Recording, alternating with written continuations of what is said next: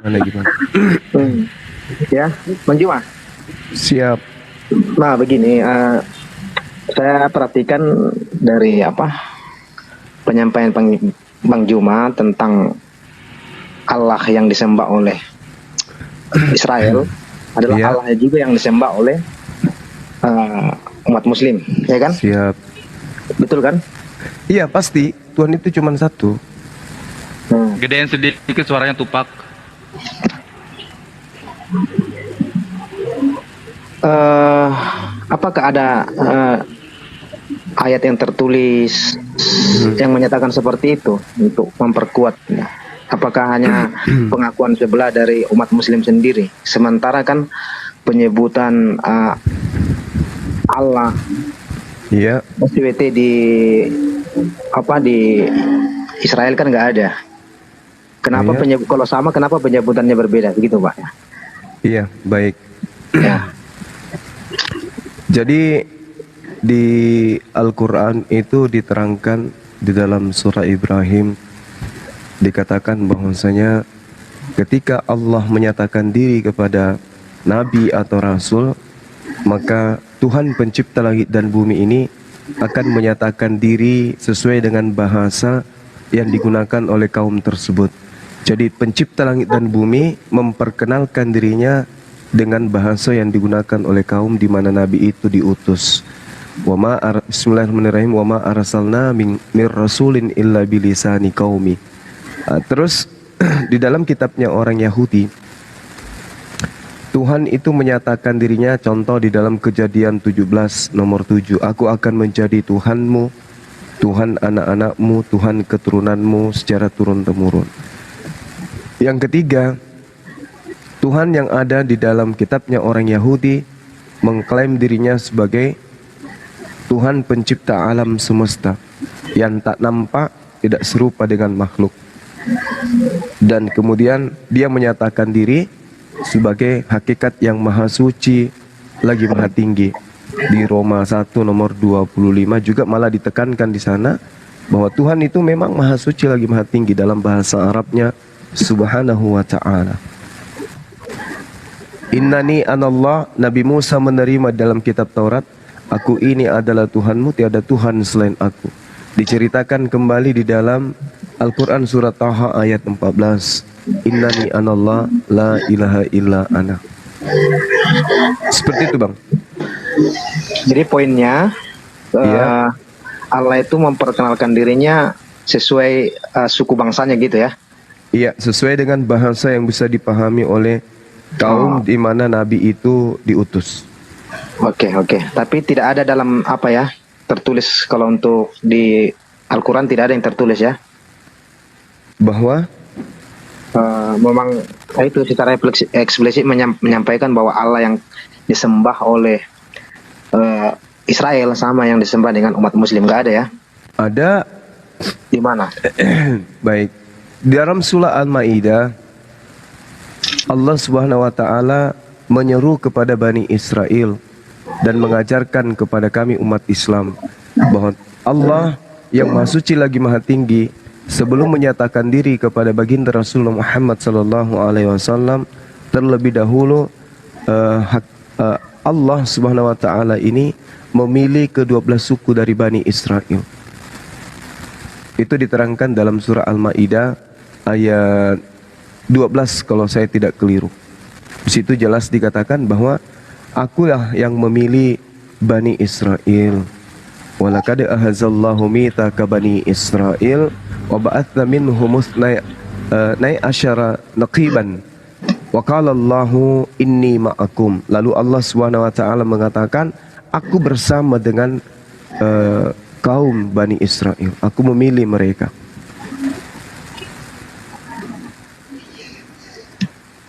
Oke. Iya. Lanjut yang kedua ya, Siap. Bang Jum. Ini tentang penyaliban Bang Jum. Ini kan di Al-Quran sendiri, saya lupa QS berapa itu yang disalibkan itu kan diserupakan ya. Iya. Tapi Iya. ada ulama-ulama di Indonesia ini berbeda tentang pendapat ini. Ustadz UAS menyampaikan bahwa itu adalah yang disalibkan Yudas Iskariot. Ustadz Kainama bilang itu adalah Simon dari Kirene. Kira-kira itu mana yang betul? Kalau kalau kita lihat, ini adalah tafsiran mereka, tafsiran terhadap siapa yang diserupakan oleh Allah kepada Nabi Isa alaihissalam. Ya, kalau Ustadz Kainama itu mentafsirkan berdasarkan Bible dan disiplin ilmu yang beliau dapatkan ketika beliau belajar di internal Kristen.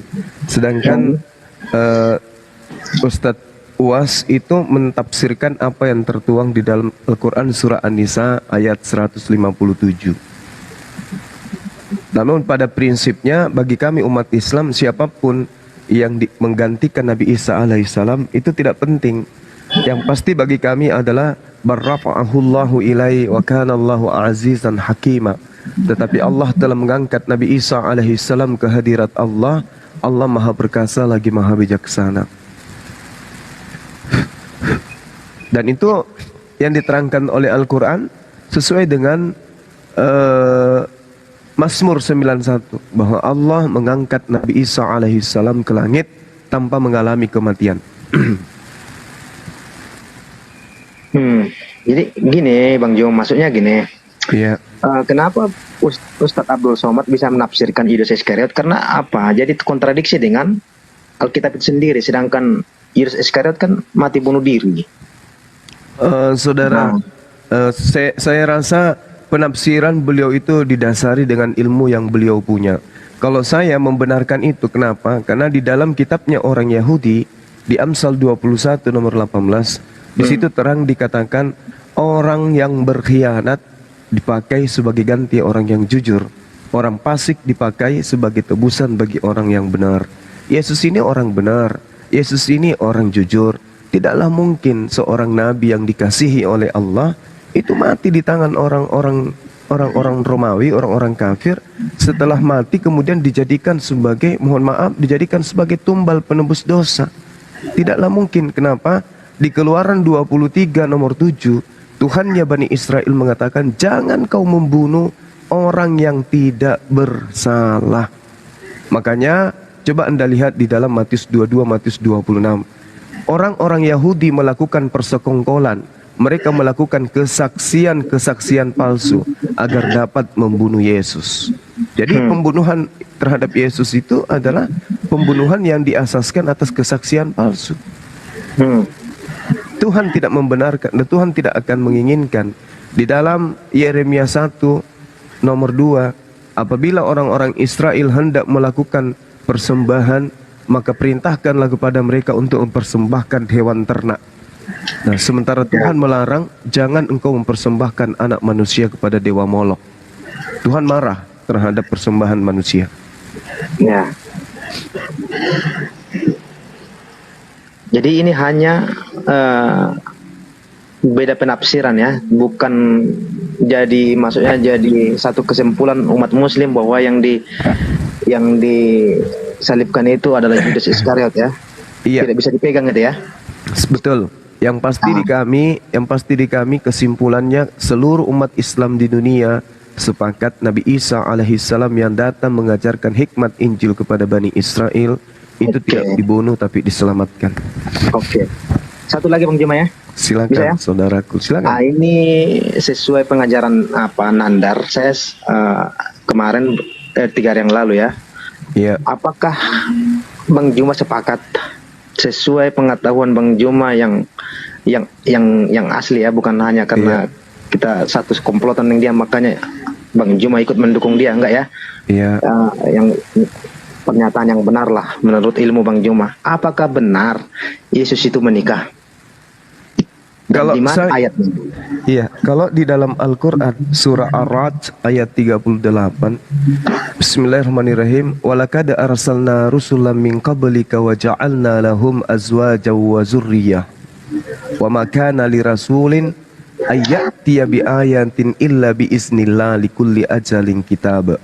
Dan sungguh kami telah mengutus beberapa rasul sebelum engkau wahai Nabi Muhammad, dan kami berikan kepada mereka istri-istri dan keturunan. Ini dasar pijakannya di dalam Al-Quran.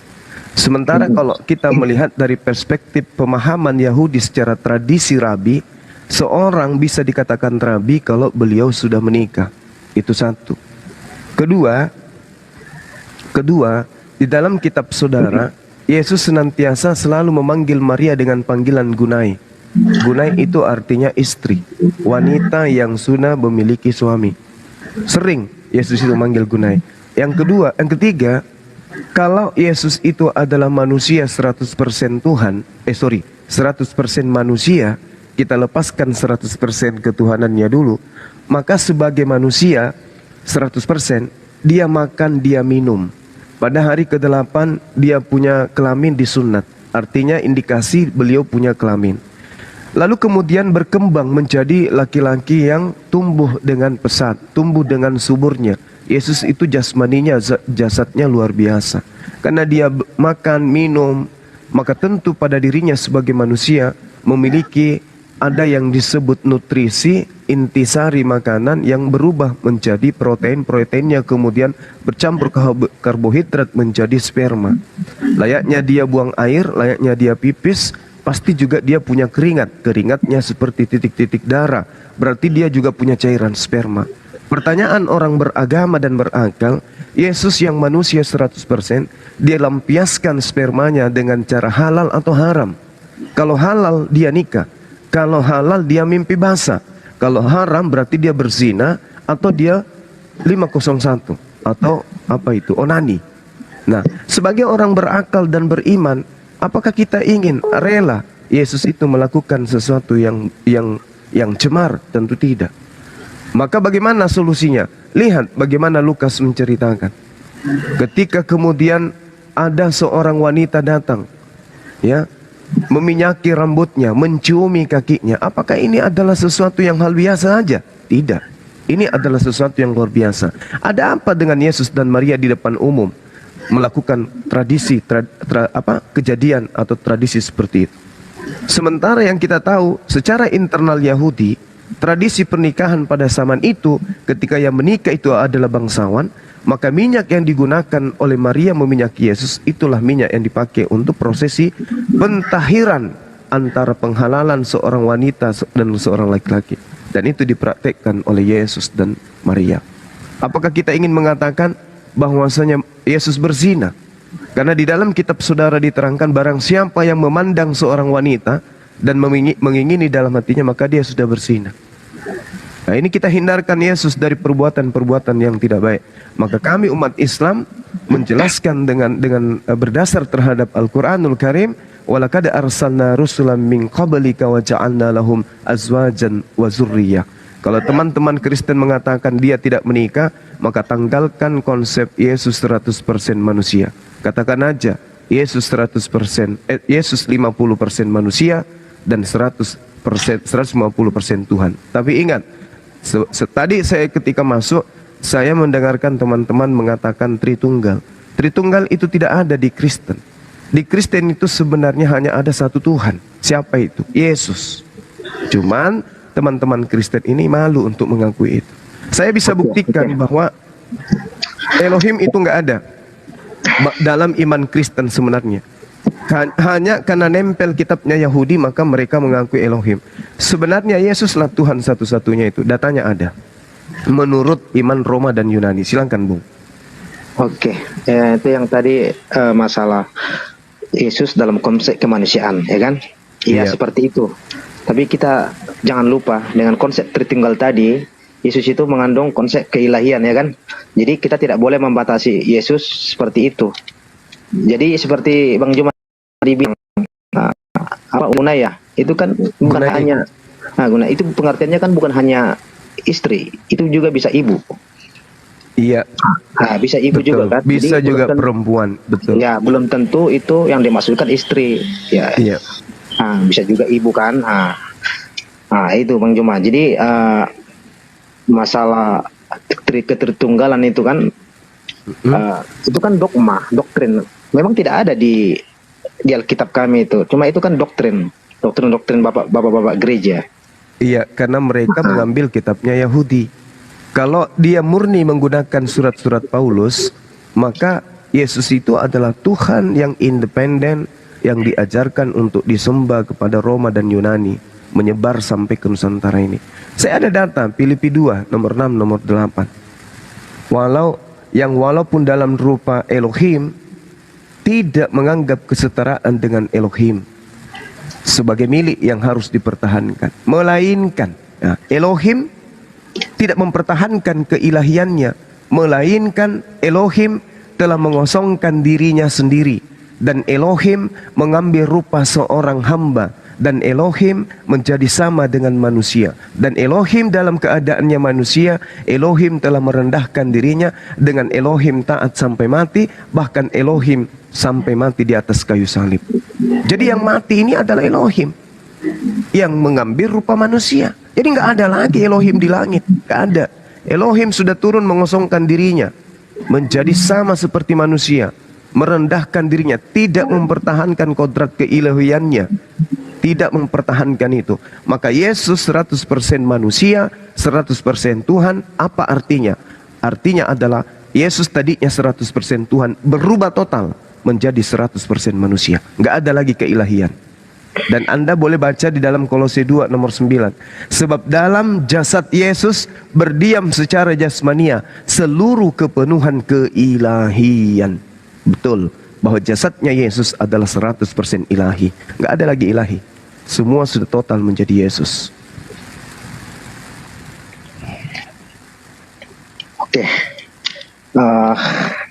Masalah Tritunggal ini Bang Juma ya akan sulit kita untuk mengerti kalau kita memang benar-benar tidak memahami atau sedikit pun tidak menerima kan.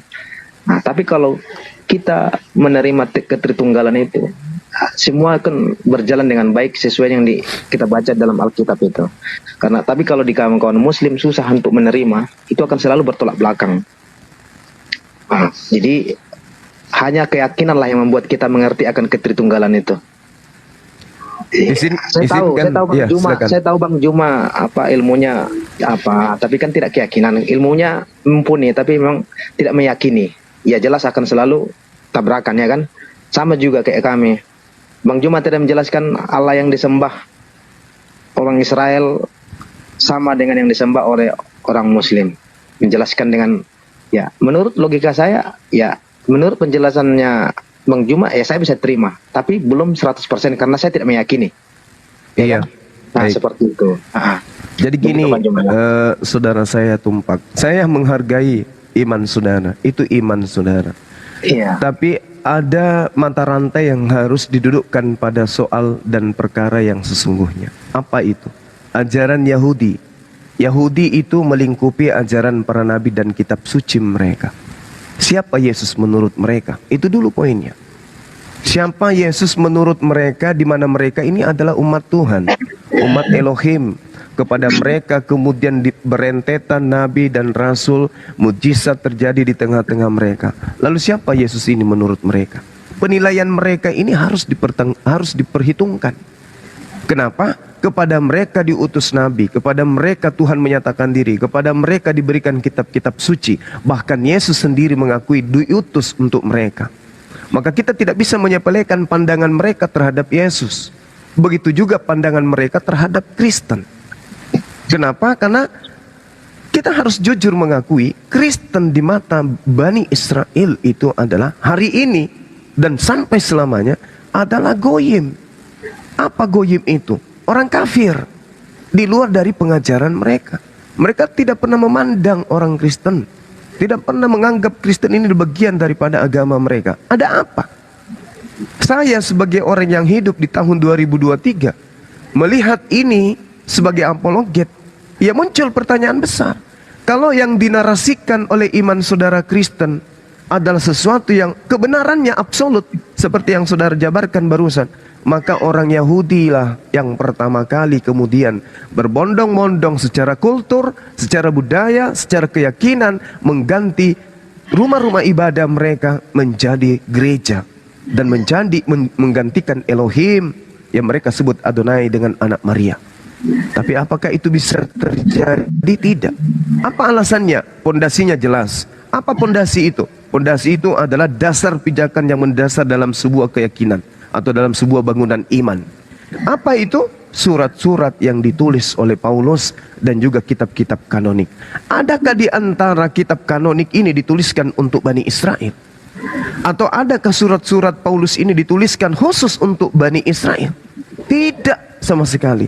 Penulis kitab kanonik adalah orang-orang cerdas. Mereka orang-orang pintar. Mereka ahli Taurat. Mereka orang Farisi. Di mana segala aspek pengetahuan tentang Taurat itu dinisbahkan kepada mereka orang Farisi. Siapa orang Farisi ini? Mereka adalah mereka adalah ulama Taurat. Mereka adalah kiai-kiainya kalau zaman kita. Mereka adalah rabi-rabi Taurat. Mereka imam, mereka guru, mereka profesor Taurat. Tapi kenapa kemudian ketika mereka menuliskan kitab-kitab mereka, satu pun dari kitab mereka itu tidak ada yang dituliskan untuk Bani Yakub? Apa alasannya? Karena ada dua masa pada saat itu. Masa Yahudi dan masa Romawi. Masa Yahudi adalah masa satu Tuhan. Masa Romawi adalah masa tiga Tuhan. Kemana mereka harus menulis surat? Kemana mereka harus menjajakan Tuhan dari bentuk manusia? Ke Yahudi nggak mungkin, nggak laku pasti. Maka mereka menuliskan, spesialkan untuk Romawi. Karena kekaisaran Romawi pada saat itu secara turun-temurun jauh sebelum Yesus datang memang sudah meyakini dewa Zeus, Hercules, Attis, Horus menjelma menjadi manusia. Maka ketika mereka menulis surat, semua suratnya dituliskan kepada Roma. Apa endingnya? Endingnya kita tolak ukurnya Indonesia. Siapa yang datang mengajarkan Kristen di Indonesia? Siapa yang mengajarkan Katolik di Indonesia? Adakah dari Bani Yakub? Adakah mereka dari orang-orang Israel? Adakah mereka dari keturunan para nabi? Adakah dia dari Ishak? Nabiullah alaihissalam. Ishak ada. Tidak ada yang datang Belanda, Portugis, apalagi orang-orang Roma. Lantas kemana pijakan ini kemudian ketika kita beriman dengan konsep Tritunggal? Kemana kita harus pergi berpijak? Tentu kepada para nabi. Mana ajaran nabi-nabi tentang Kristen? Mana ajaran nabi-nabi tentang Tuhan datang mati dibunuh oleh Romawi? Tak ada, Bung. Maka iman saudara saya hargai. Tapi sebagai orang dewasa seharusnya iman itu bertumbuh dengan ilmu, bukan bertumbuh dengan doktrin dan dogma. Silakan. Oke, Bang Juma. Siap. Terima kasih penjelasannya ya. Sama-sama saudaraku Tumpak. Saya menghargai Bang Juma. Sama-sama, saya juga menghargai Anda. Dengan baik. Kedepan kita bisa bertemu karena saya masih mau kerja Bang Juma ya. Silakan saudaraku, saya mendoakan selalu. Oke, Namburu, Burnaga. Terima kasih.